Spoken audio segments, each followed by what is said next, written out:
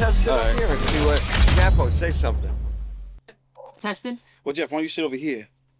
Be a little bit closer. We're just gonna test this out and see how. And then if we have to, we'll do a little horseshoe thing. Let's Yeah. talk. So, all right. So JAFO, how long you been a degenerate? all his life since All your birth. life? Oh, all right. Well, he was born from a family of degenerates. Oh, really? My father was a degenerate. We'll talk about that later. All right. Let's. All right, now we just talking about JAFO being a degenerate. How you been, Benny? I've been good, Don. Hanging in there. This is one of our first rehearsal shows. It's a rehearsal show, and so this is a cool thing. We're out here in the yard. It's nice. right. And it's so funny because we're taping this for future history. Yes. Which reminds me of one of my favorite films is War of the Worlds. Oh yeah. Yeah, the old Hal's son. I forget the production it was, but it's still a great movie. And if you recall the movie, we were invaded by the Martians. Right. They destroy everything. Right. And then there was a World's War reporter, that. and you see this reporter towards the end when they're gonna drop the nuclear warhead and see if that works. The reporter's talking, and you're like, what is he reporting? And all of a sudden he says, I am making these tapes into a tape recorder for future history, Right. if any. And that's what this is. what this is. Future history, if any. Yes, exactly. If any. That's the big word there. If any. We're hoping there is, and someday they'll look back at this as like the lost tapes. Yeah. I'm like, these are the backyard tapes. The double D Yeah. backyard tapes. You know, like after we're long dead, like like when John Lennon was killed and they found some of the old tapes, Yeah. the lost Lennon tapes. Right. Yeah, maybe we'll have like the lost backyard tapes. The lost you know, as a matter of fact, I heard something about Lennon on the news that it's going to be the 20th anniversary of his death. Already, huh? Wow. Soon, it's coming up, and they were they're going to give him a special plaque in London, and there are rumors flying about that the Beatles are going to do a reunion tour Hey, that'd be great. on this. But And who would be the fill-in for John? Julian? it would have to be. Because the other kid, he's not right. The Sean Lennon, No. Yoko's kid, he's not right. He doesn't fit the bill. No, he doesn't. I feel Julian fits the bill. Julian looks like John, sounds like John, and he's Took not lessons. Yoko's son. He's not. That's true. And, That's true, anything exactly. that has Yoko's blood just shouldn't be any Beatle relations. I know, because he could be singing. I saw her standing there and just break out with ay. Ooh, right?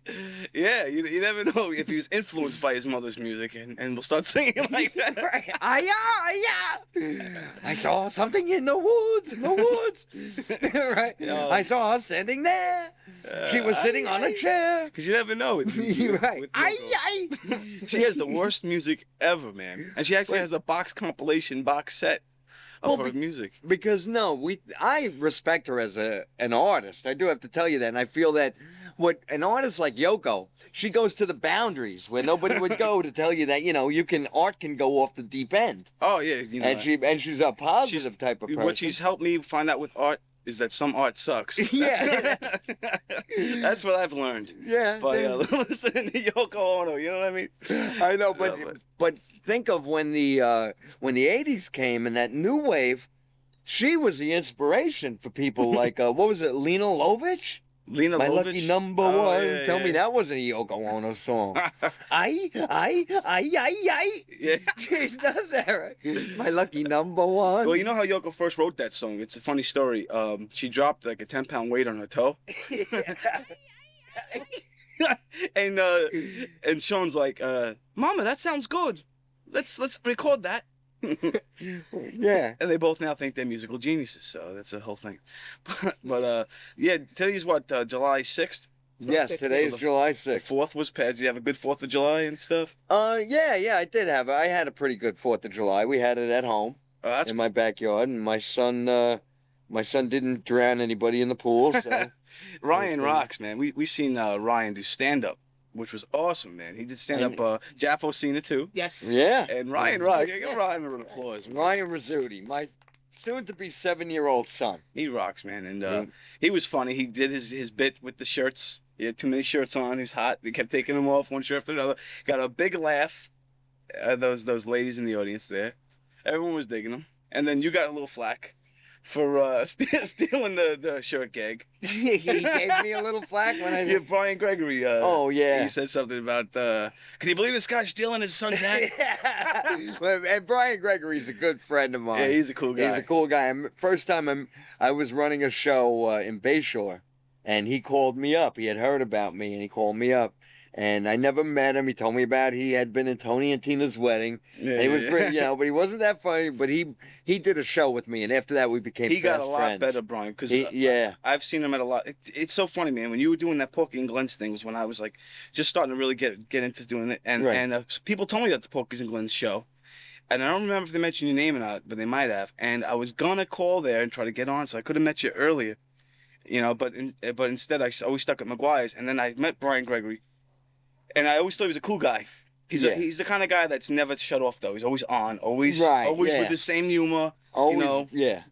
and he's funny. And then he goes on stage and he has pretty much the same act as he always had, but he's tweaked it to where he's really got it down. I've seen him not do so hot a couple of times. He didn't do so hot at the brokerage one night, but then he killed. The last time I seen him about 5 months ago at the McGuire's, with the same act, he just had it down and he killed. And you know what happened that day? Somebody was trying to heckle him, and he stomped the heckler. And I forget exactly how we did it, but that's what I remember most about Brian Gregory. Well, he's really learned to put the audience on his side now. He really has. Yeah. Brian Gregory has learned to work with it because comedy, as I've said in the past, and I'll say over and over again, I'll beat to the ground, is that it's 50% conversation and 50% presentation. Right, exactly. And when you can go out of the your stuff which is written, which we never like to admit that our stuff is written, but Right, it is. But the better stand-up comics don't make it look written. Exactly. And Brian's getting that way. And that's what we all thrive. There were comics who could go out there and they're so funny now that they could go out there without material and just work off the audience. That's a good comic who can do something like that.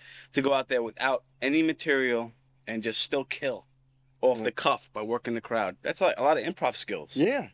And some comics take their bits and they know what's the story. Like you want to open with something very strong and you want to close with something stronger. Right. And there are comics that can juggle those bits. Steve-O used to juggle them. He used to say he was working without a net. Is what he said. And Melvin George said, "You working without a net, you're a damn kamikaze." Because you never know. You're a damn kamikaze. With my experience, man, I didn't do too many shows, but I did enough. And plus, I'm like a student of stand-up where I love the art of it, right? Right. So, but what I've noticed is that the audience can be different. You can kill with the same material one night, and then the next night bomb with the same material, and it's all a matter of I think it has a lot to do with timing, it has to do with the order of when you go up, who you follow, and because if you follow, let's say you're a Stephen Wright type of a comic, Okay. which is very monotone, thought-provoking humor. Okay. And Stephen Wright is gonna now follow a Jim Carrey, Dane Cook type of high energy physical comedy. Now the audience sees this physical comedy, high energy, they're dying, they're laughing, he's killing. Right. Now all of a sudden Stephen Wright's gonna follow that, even though Stephen Wright is the better comic. I think Stephen Wright's a genius. You follow a guy like that, a high energy, crazy physical comic. I think in most cases Stephen Wright might actually bomb. Not Stephen Wright. I don't think. All right, but you know what I'm saying. No, it's a good Right. analogy of what you're trying to explain. Right. And okay, now there's two ways to get around that. One way is if there is a good MC, but you don't always have that. And a smart MC will say, "Wow, I'm throwing. Let's forget about them. Let's say I'm throwing Joe Curry up after Peaches Rodriguez. Right. Peaches is for a Long Island act. If you've seen her, she's really energetic. She's energy. And now Joe's energy in a different way. But now, if they're going to follow each other because that's the lineup of the night, the MC's job is to do enough material to make them forget Peaches in a way. Right, get them back in order. Yeah, get them back in order. And even if the MC's bombing, stay bombing for a while. Let him take the beat. Yeah. And then that's where the other guy comes in and saves it. Comes in and now they forget. So they'll still say, at the end of the night, Well, I thought Peaches was funnier than Joe, or I thought Joe was funnier, but they had that a bit where if you just say, okay, we're moving right along now, and I'm going to bring up, exactly. Stephen Wright. And Dude, that's what happened to me, man. I always talk about the bomb stories. The bomb story, right. But I followed a juggler. And this guy wasn't just a juggler, he was super juggler. He had giant rings, and he had people coming out. He had crowd participation. Ray Grins? It probably was that Ray Grins. Nice guy. Very nice guy. Afterwards, I said, thanks a lot. You know, as I never want to follow you again. And he laughed and he said, I'm sorry, whatever. But yeah, this guy was a great, awesome juggling act. And you figure, Saad said, I want to run the big. He tells me, all right, Don, you're going to have to follow this juggler. Do you know how to follow a juggler? I was like, a juggler? Did he tell you that? Yeah, he did tell me. He asked you. All right. Well, he didn't ask me. Like, he says, you know, either follow, you know, can you follow a juggler? Because if you can't, you can do it another night. Oh, so it was like I had no choice. And J.J. Boyd was the MC. Boyd is a great guy, but he didn't do his MC. This is the first time I met Boyd. He didn't know me at the time. Yeah. He just goes, all right, what's your name? Okay. All right, you saw the great juggling act. Okay, next up we got Don Sill. No, nothing in between. Yeah. I go out there, they didn't even applaud for me. I walked down the stage to death. He should have done something. But if they don't now I said there was 2 ways. The first is the MC, but that doesn't always happen. Sometimes we can't blame JJ because I love JJ to death. Yeah, JJ's great. You don't know, Saab might have said, oh, we're running late because we have a band following right away. So because the owner is telling Saad, I got this band and I'm paying them at 10 o'clock to go up there. Gotta get everybody off the and stage. your free comics have to get off right away. So then JJ says, okay, I'll just bring this new guy right up and into the. So the comic now, I feel that the comic, if you've been around, if you have enough stage time, because you have to overcome that one bombing night, you have to have I did 2 shows since I bombed. All right. I'll let you finish your thing. Okay, but and I have a pocket full of bombing stories. Okay, still, you always bomb. You always bomb. Still wet on the ears. I told you what Steve-O told me when he was teaching the Peter Bales comedy class. It was that you must die 1,000 times before you can kill. That's true. And you do. You have to die on stage before you can kill. And then you go up and you follow a guy like that, or you follow, you know, there's a guy, I can't think of who he is right now, but he's more performance comedy than he is actually. Right. He's not a writer's comic. He's not a stand-up comic. He does like performance comedy. His name will come Gallo. George Gallo. George Gallo. He's a whack. I love that guy, though. Yeah, people love him. Either people don't get him at first because he's so weird. Right. He's like making weird noises. Parquet. Butter. Parquet. Right, but you love him. People love him. Now, following him is tough. Following somebody like him, but a seasoned comic will find ways around it. You'll say something about it, you know. You'll talk about it. I saw Annie Berman, who I love, is 67 years old, and when she goes on, she kills. Her opening line is, "The MC told me to do a tight 15. Honey, there ain't one tight thing on my body." And she curses, and she's like the dirty grandmother you never had. Dr. Harry Friedman has to follow her. Right. And he's the one-liner king, right? Yeah. He goes up there, and the first thing he says is, how do you follow that? So right away, the audience is thinking, wow, how do you... And then he went in, and they loved him. And he went in, or you goof off the guy. Steve-O had to follow Dennis Wolfberg, the late Dennis Wolfberg. Steve-O had to follow him one time because Dennis had to leave early in a show. So Steve... and you can't follow Dennis with that great delivery he had. That great delivery. So it was like Godfrey. So Steve-O knew that. So he went up in the beginning and did some of his jokes, his kill stuff, and it wasn't getting laughs. And he says, the reason that my jokes aren't getting laughs, I will explain to you, is because I don't do them like this. And he starts repeating his jokes. And what he did was he would do his jokes Steve-O style, and then he would do it Dennis Wolfberg style, and people were laughing. And that's how he got the audience on his side. And you say, or you goof on the juggler you followed. Now, JAFO, you want to say something? You look like you want to say something here. Yes. Do you want to ask any questions? You're a fan of stand-up, right? We went to the stand-up show the night after you did. By the way, you did great, too. Yes. Benny Rizzuti kicked ass that night at the little gig. You have a tight set, very professional. Benny Rizzuti, got to check this guy out for all his listeners out there. The backyard, hidden backyard tapes. But seriously, Benny had a nice tight set. But the following night after, we saw Joe Curry. We brought him Right. up before we saw him perform. We saw a bunch of guys. Maria Walsh was great. I want to get her on the show. A lot of good comics. Chris Williamson. I seen Tampke. Laurie Albury was there. A whole bunch Right. of great comics were there and everything else. And now JAFO does not drink beer, right, Jeff? That's right. I don't You, agree. you don't drink any beer. He doesn't, but he will drink hard liquor. Oh, okay. So he orders himself a gin and tonic. So after about 3 sips of this gin and tonic, he's smashed. Okay, it doesn't take much to get him going. All right, he is now heckling the comics, but not in a bad way. He's just like the guy will be like, yeah, last week my brother just had a baby, so just like, oh no, congratulations, congratulations on the baby, and, stuff like that. And then the guy's like, talking to, well, I think Albury was flirting with a guy in the front row and just like, woo, give it to him, baby. Stuff like that. And Jeff's just laughing really loud. Right. So finally I was getting embarrassed because now people are starting to turn around and look at him. And so I said, Jeffrey, please, for the love of God, stop. But you had a great time that night, right? Yes, it was an awesome night. Well, if you're not interfering with the comics, then Yeah, they want you to but laugh, but sometimes everybody, we're all people, so sometimes a comic may be annoyed by that, and he'll say something to you, and then then you shut up. That's all. Yeah. Well, Jeffrey also heckles. One night we were at McGuire's. I did a set that night, but he's heckling everybody. What's his name? Gary Cologne. oh, okay. Shredded Jaffo. Oh, Jeffrey's right in the man. front row. Gary Cologne shredded Jaffo. He was going at it with Jeff King Cole all night. And Jaffo, in the Battle of Wits, Jaffo's actually beating Jeff King Cole. Well, that's easy. I mean, Battle of Wits. You're talking about one versus one, right? Well, you're literally 1-on-1. Yeah, they were equals. Jeffrey finally found his equal. If you guys were playing tic-tac-toe, all you'd have was zeros.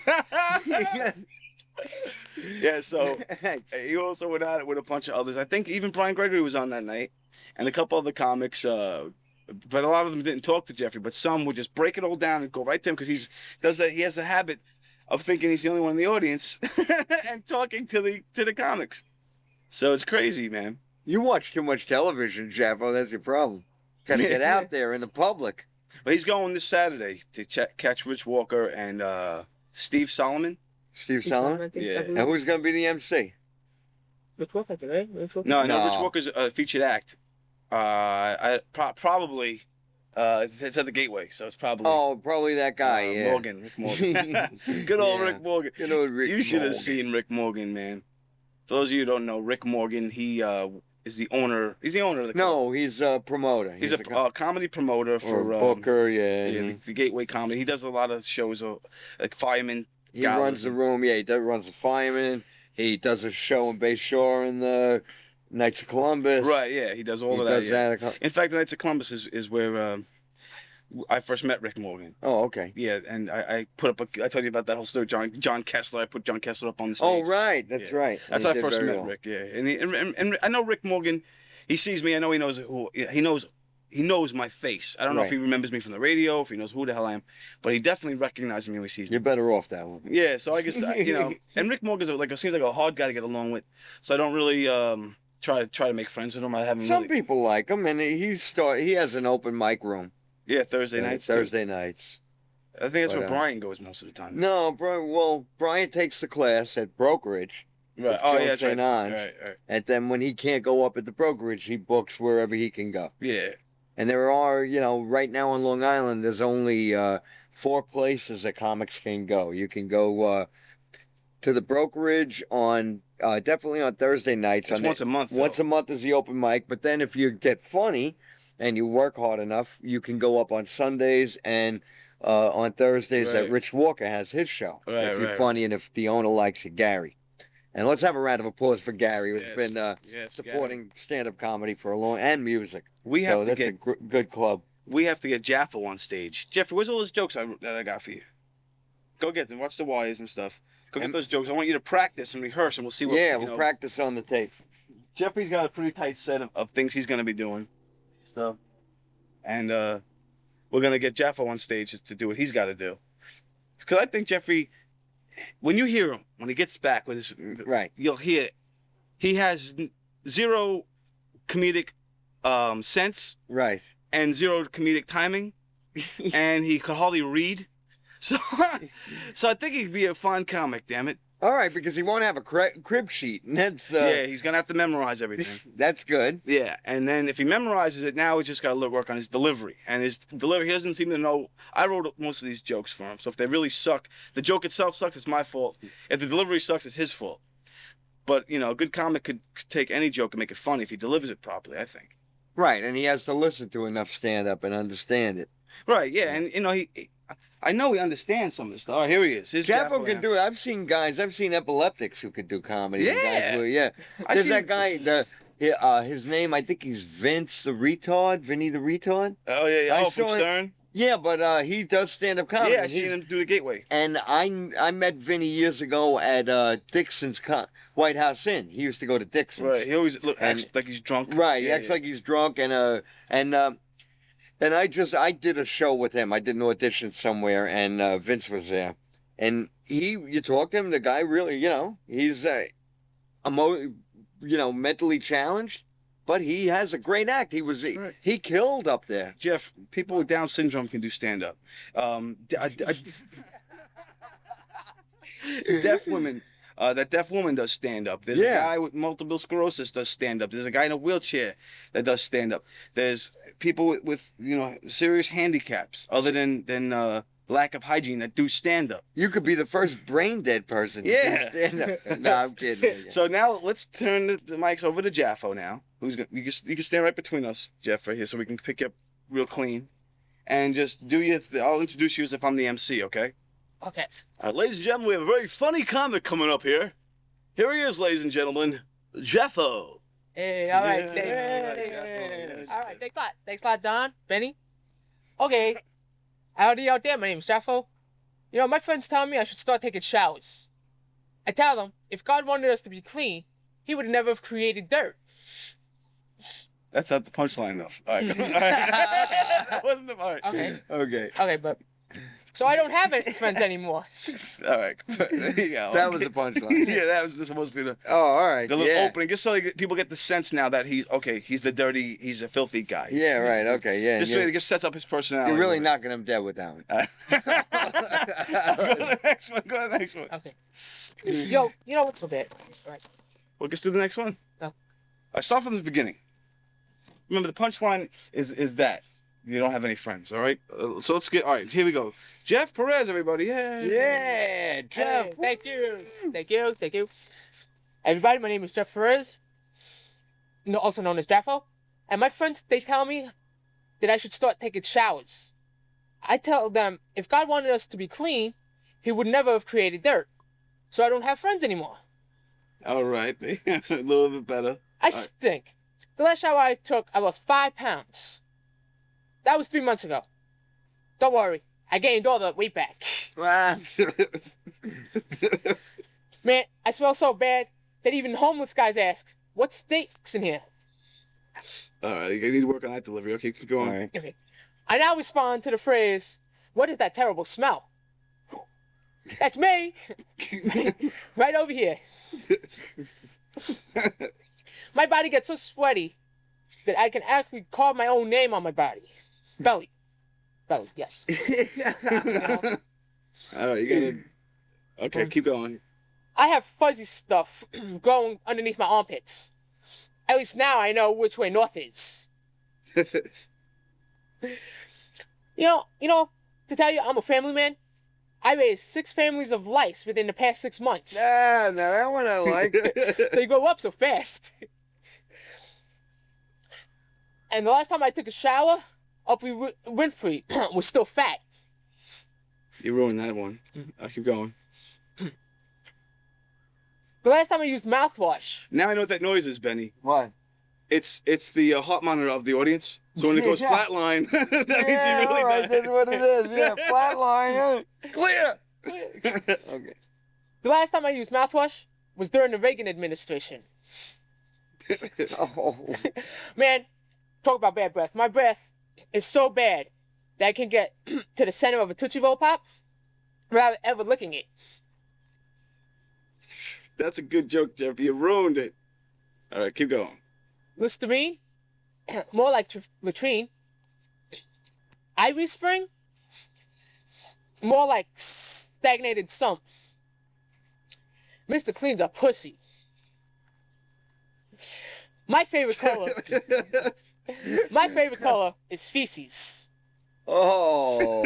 Ooh. Blue balls? I have green balls. I put the fun in fungus. Now, that's good. That's good. All right. That one I like in the family of lice. Athlete's foot? I have athlete's legs. I make scabies look fun. I make scabies look good.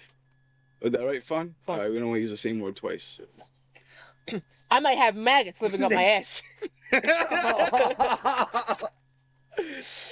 My hair is so greasy that when I go swimming, the lifeguards report an oil spill. But your hair doesn't look greasy. You got to go up. You got to slick your hair back. Yeah, you gotta and go real filthy. Don't take a shower that day.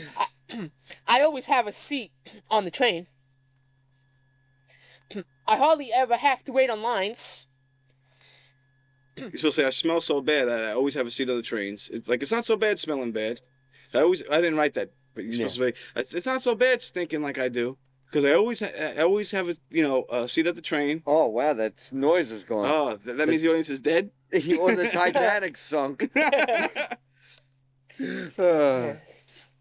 Okay, Japo. You got a closer here? What's the closer? I didn't write an actual All right. killer closer yet. I have more jokes. I just gave him one page. That's now one thing I could say is I know the jokes that killed Edgar Rosenberg. Jaffo was using them. Oh man. But you see how his timing is really bad? Yeah, his timing's bad, but then do you want to say that about yourself, Jeff? Do you want to go up there and say that? I guess. Would you like to do stand up? Yeah, but like you say, if you can't make fun of yourself, who can you make fun of? Right, but you don't want to make too much like I used to do jokes. Steve O wrote jokes for me saying, I look Jewish, I act Jewish, and I have a Jewish penis. So then this girl told me, you don't want to go up there and tell people you have a 2-inch penis.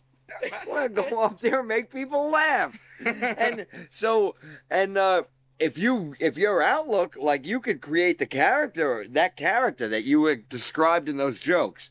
You want to be that character on stage. But you want to look at it like you don't understand, like you enjoy it. You actually enjoy being filthy. That's the whole thing, right? So you actually enjoy it. So you want to go up there and say stuff like, can't believe I got fired today for bringing my family in. I've been raising 3 families of lice for the past month in my locker. And, something like that. And like, I don't get it. And a catchphrase like I use, I can't win. I can't win. Driving my car for 2 days, the airbag light's been going on. I can't win because my car was made in 1955. So it's trying to tell me that I'm an airbag. Okay? I can't win. So if you had a catchphrase like, unbelievable. Well, one word. Could be something like unbelievable. Even it's good to stink. Yeah. Could be something. It's good to stink. It's good to stink. Yeah, right. I put the fun in fungus. It's good to stink. You know, I got fuzzy stuff going underneath my armpits. At least now I know which way north is. Right. And a catchphrase is good for comics if you're beginning or if you want to jumble bits around, like I said, because it's always a place to go back to. Like Rodney Dangerfield. I get no respect. He might have forgotten what he was, the next joke. So he says, I get no respect. And he remembers something. Like, reeling it back. And it brings it back. And it helps you out that way. Instead of going, anyway, what else do I want to tell you guys? What do I want to tell you guys? Yeah, that's become a big thing. That's like a new stock pauser. What else do I want to tell you guys? What else did I want to talk about? Yeah. So instead of saying that, I say, I can't win. I do a joke and it bombs, right? I can't win. We're back to, Don, you were talking about you do a joke one time, it kills. The next time you do it, you bomb. Sometimes that's because the first time you presented the joke, you weren't sure how funny. Of course, we want everything we write to be funny. So the first time you perform it, you're not sure. So you do it fresh, you do it new. And then it kills. People are falling off their chairs. So the following night, you're telling that same joke, but now in your subconscious, you know that's a killer joke. So to you, I got a killer joke, and you go and tell it, and you know it kills, but you're so overconfident that it's not coming across to the audience Right, the way yeah. it came across to the other audience. And comics, so that's why some of these comics are jerks. Like, I know this material's funny, so you people suck. You know? Yeah. You know them guys that come out. I know with this that? is funny. Yeah, He goes, so this you're is all- funny stuff. Come on. Right? Yeah, I know. Not more So- so the comic begs the audience. Come on, this is funny. You got Laugh. the best comics go down in flames. If you're going down, you go down in flames. You just That's it. take it with you. You know, a good comic will, because some comics believe you have 2 bad shows a year anyway, and they're unexplainable. And Yeah, it just yeah. happens. Because like I said, it's all the lining up the stars and everything else. Who? Denise. All right, hold on. Let's talk to Denise. Denise Richards is on the line, What's ladies up? and gentlemen. Where are you? I don't know. It's a lot of static. No, thanks. I have. Oh, there it goes. That's where I was sitting. ice Hold on, let me water. stop this tape. We were talking about. All right, we're back to the buzzing noise again. All right. Good. Mayday, Mayday. We're going down, Captain. So that annoying buzzing noise. About my porn collection escapade. We're not talking about that yet. Oh, We're gonna get to the porno stuff. Don't worry, Yeah, Jeffrey is dying to talk about his porno stuff. we're gonna, yeah. That's a big height of the show. Yeah. You He's got saving the best for last, Jaffa. Don't worry, Jeffrey. You're still the spotlight. We're talking about your stand-up career here. Yeah. So, all right, we were talking about that you could have a bad show. You get that, or you freeze up there.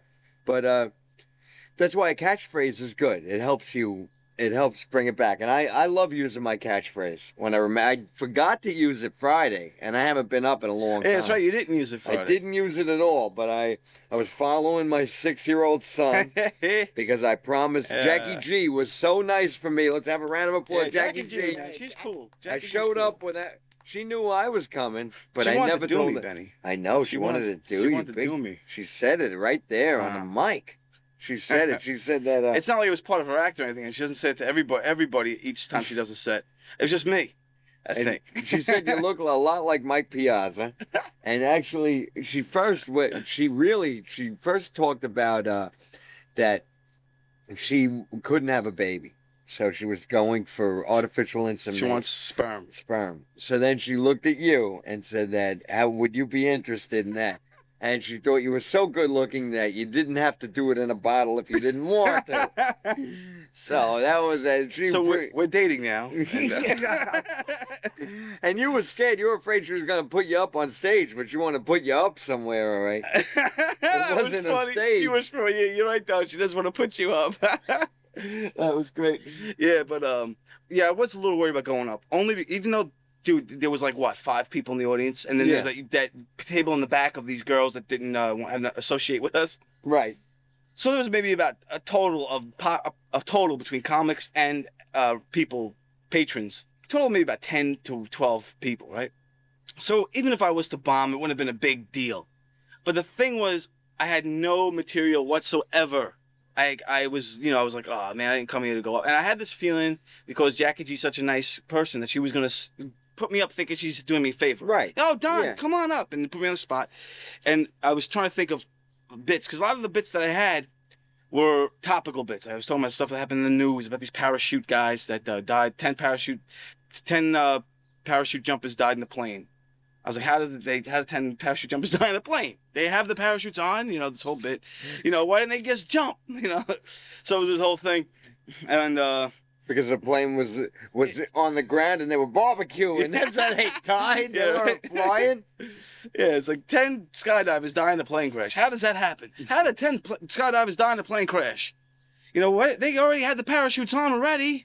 They were gonna jump anyway. That was the plan. To jump from the fucking plane. Oop. Ooh. Well, we're on the air. I can't. We gotta act as if Man, we're on the air. well, now this becomes a collectible tape. Now, now we Don got the Sill unedited. says the F word. We can get the unedited version too. Now. Get the unedited version of the basement, the backyard tapes. So yeah, so Jeffrey's gonna go down next week to see Rich Walker and hopefully see if he can get put on to a spot. I'm thinking about putting him to Cole's room. Yeah, I think he should do Cole's room. And you say your glasses are crooked. Do you know that? It's just his whole face is crooked. Oh yeah, asymmetrical. Okay. So what you should do, definitely, like before you go up, let's say I call Cole up and we set you up for next Thursday to go up. You'll be there? I'll We'll go. be your 3 people. Be me, Benny. We'll get Denise and a couple other people to go down. Maybe Michelle will come by, and you'll have your quota then you just go up there, and then you gotta just deliver your jokes. And even if you bomb, we'll still love you. All right?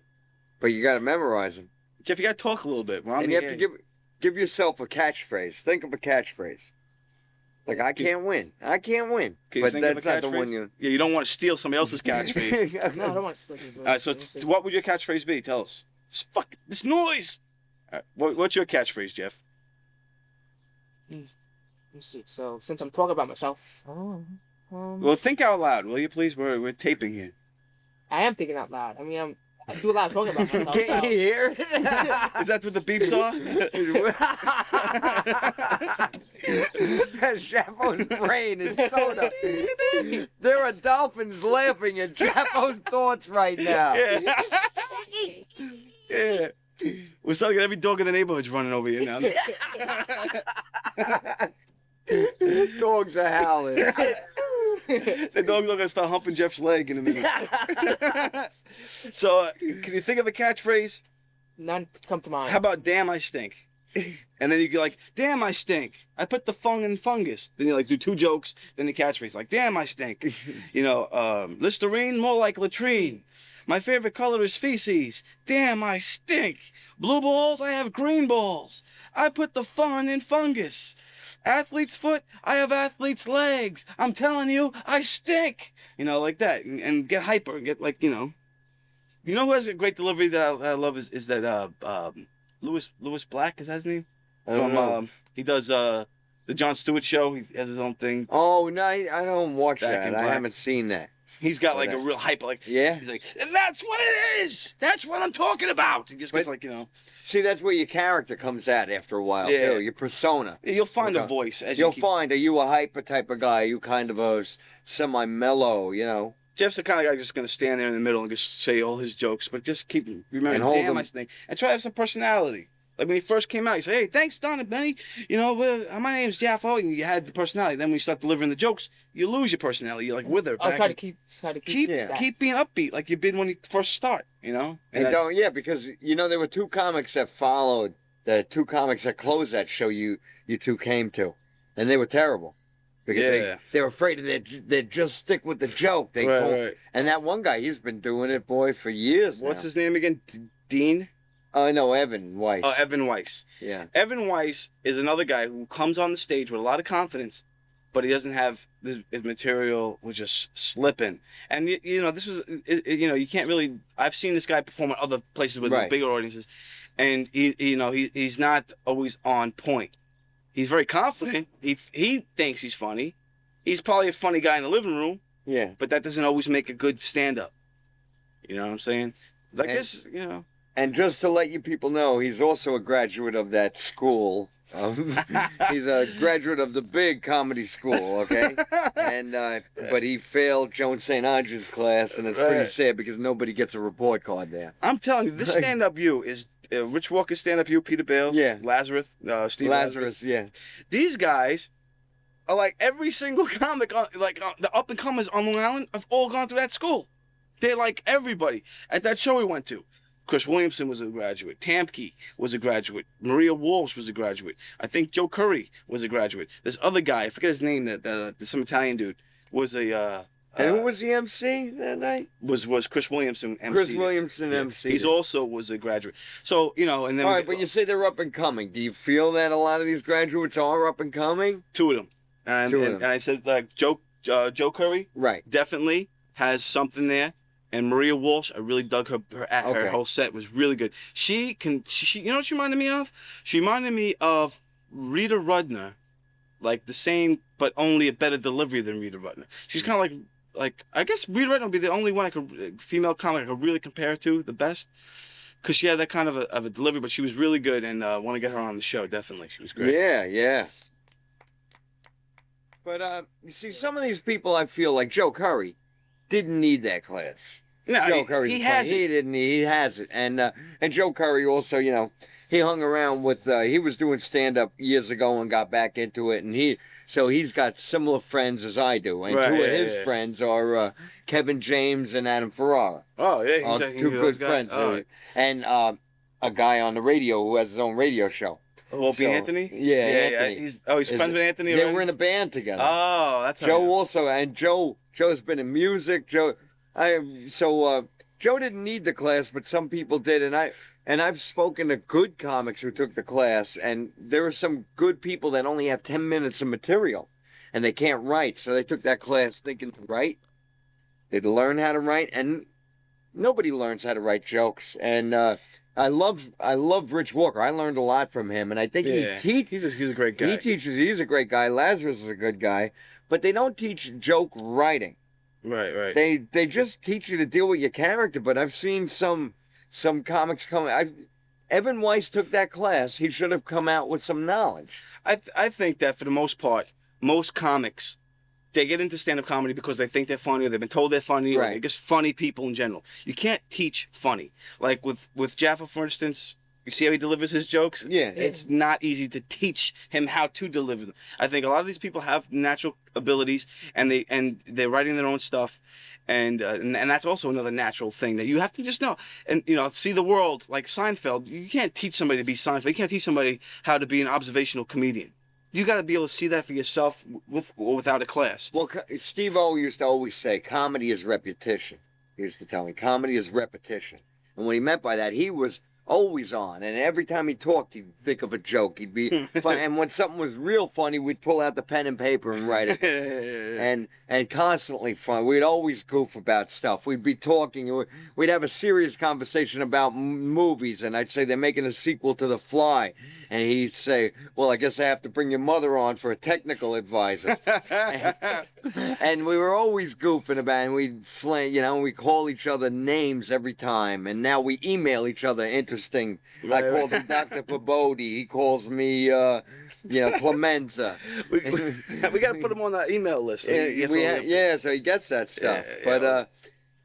But so comedy is repetition, and then you'll learn from comics. If you go up and a good comic likes you for some reason, then he or she will give you advice. He'll tell you something, and you'll learn through the school of hard knocks. Right, and like anything else, you pick up little bits and pieces. You don't rip off another comic, but you say, hey, you know what, this guy, I like the way he works the crowd. Maybe I'll take a little bit of how he works the crowd. Like if let's say the guy talks to the audience a certain way, so then maybe now this guy will start doing it until he develops his own style, his own way to do it, and then you copy. Every comedian, it will tell you, oh yeah, when I was a kid, I used to do Richard Pryor in the Mirror. I used to do George Carlin. I copied his whole record. I would do it for my friends. So we all learn from our mentors, so to speak. So that's how you start to develop a style and a sense of comedy, a sense of writing from all that. And then the teacher, like I said, helps you with character development, helps you find your voice, helps you have confidence on the stage. They're not going to teach you how to write a joke. They're not going or how to write a funny joke. Anyway. And they might show you how to tweak a situation. Like, oh, okay, you have a joke about dog crap. Why not talk about this with the dog crap too, and add this to it, and then do that? They'll help you develop a joke. Right. Yeah. But they're not going to find you how to find concepts. No, but Rich Walker has. He loves he says I always have a million concepts. But I had this joke, which this joke about. I do a bit about. I can't win. I'm waiting for a bus to come, and this guy is rolling a joint next to me.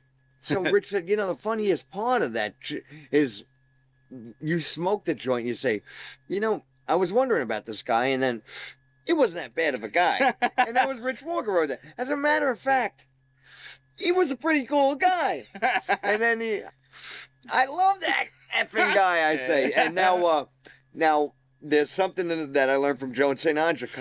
The rule of threes. Never do more than 3 of any. So that was just 3.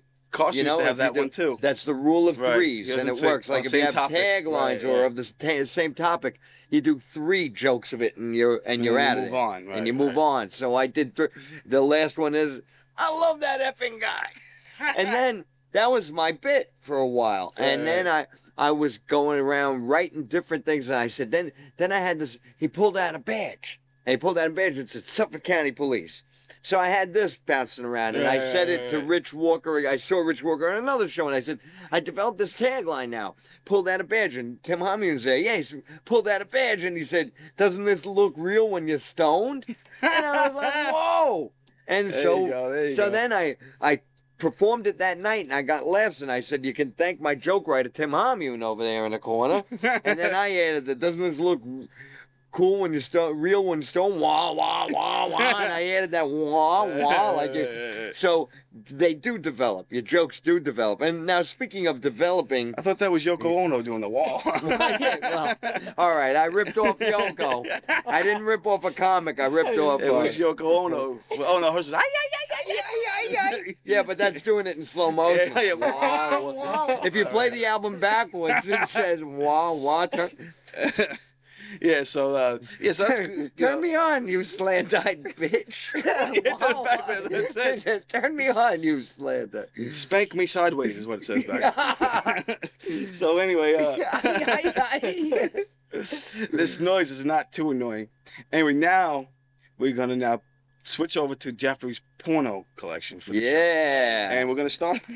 We're gonna start off by playing the porno tape. Now Caitlin is behind us. So. Let's get Caitlin out of here. Caitlin, you gotta go. You gotta go away. I'm doing something. All right, now Jeff, get the tape recorder over here. Now, before we start playing things, well, the tape recorder's not gonna come that close. Just leave it there. All right, this tape is almost over now for is it? real, All though. right. So let me stop this and flip it. Hopefully, we have a better